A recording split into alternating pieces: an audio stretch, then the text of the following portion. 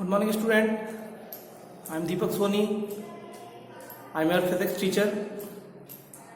Today, I am going to start our next topic is horizontal projection. So let us start. Let the projectile to be projected horizontally with velocity u from the point O at the height h above the surface of Earth. At a point O, draw two axes x and y. ठीक है, तो कोई भी object होता है उसको हम लोग क्या करेंगे, projected horizontally with velocity v and a point O with height h above the surface of earth. At the point O, draw two axes. At the point O, draw two axes x and y. Let x and y the distance traveled t projected represented by along horizontally and vertically direction at the time t. Means object move at vertically and horizontally at the time t. The motion of projectile can be resolved into vertical and horizontal component.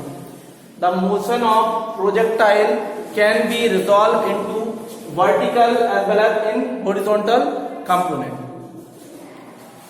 So at horizontal motion, ठीक है, so the let a projectile can be projected horizontally with velocity u and the point b at height h above the surface of Earth.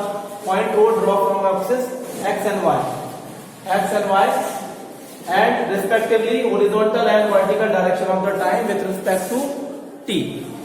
From horizontal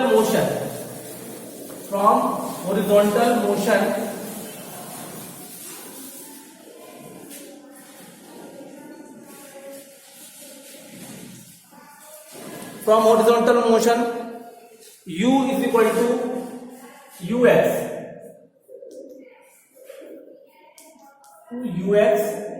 and ax is equal to 0. So from equation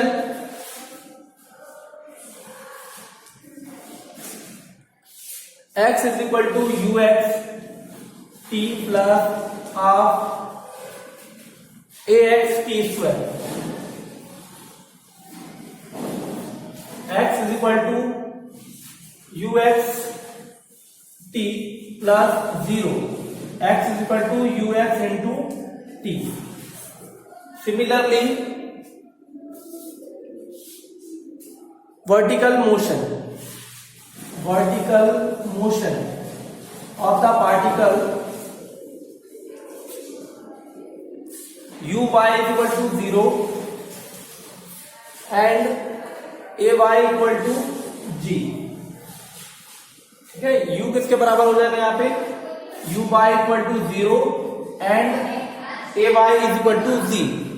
So y is equal to uy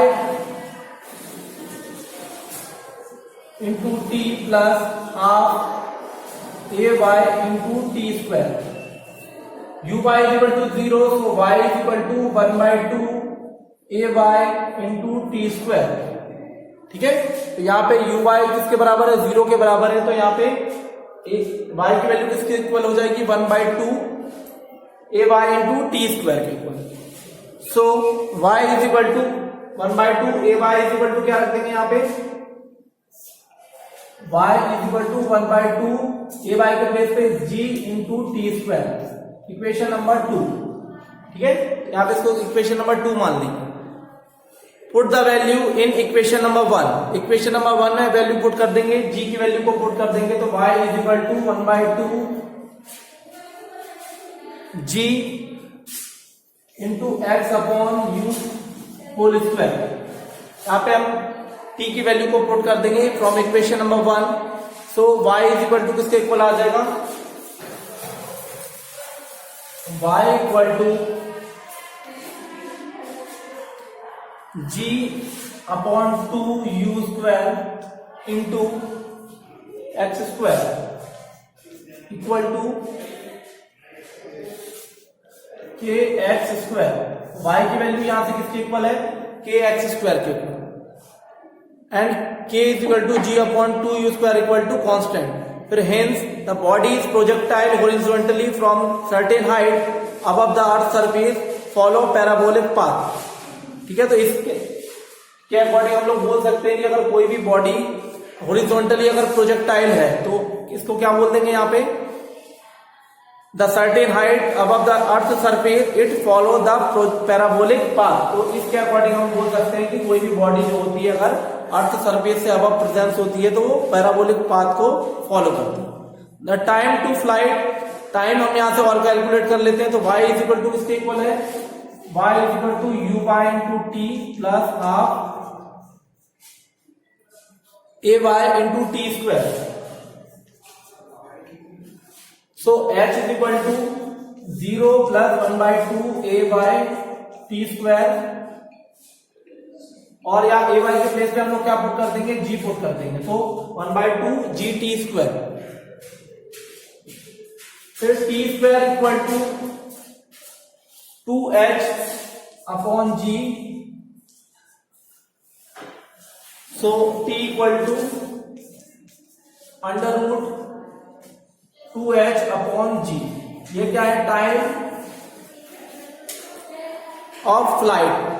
time of flight को हम लोग इस तरीके से calculate करेंगे, t is equal to under root 2h upon जी.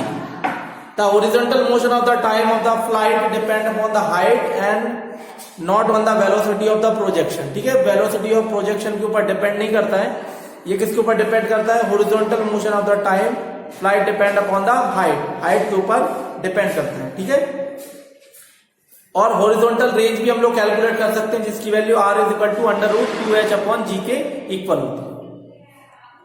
तो यहां से हमने देखा कि हॉरिजॉन्टल प्रोजेक्टाइल मोशन किस तरीके से हम लोग कैलकुलेट करते हैं और कंपोनेंट में किस तरीके से इसको रिजॉल्व कर सकते हैं. ठीक है, so that is sufficient for today's class and we will meet in our next class with next topic. So thank you so much.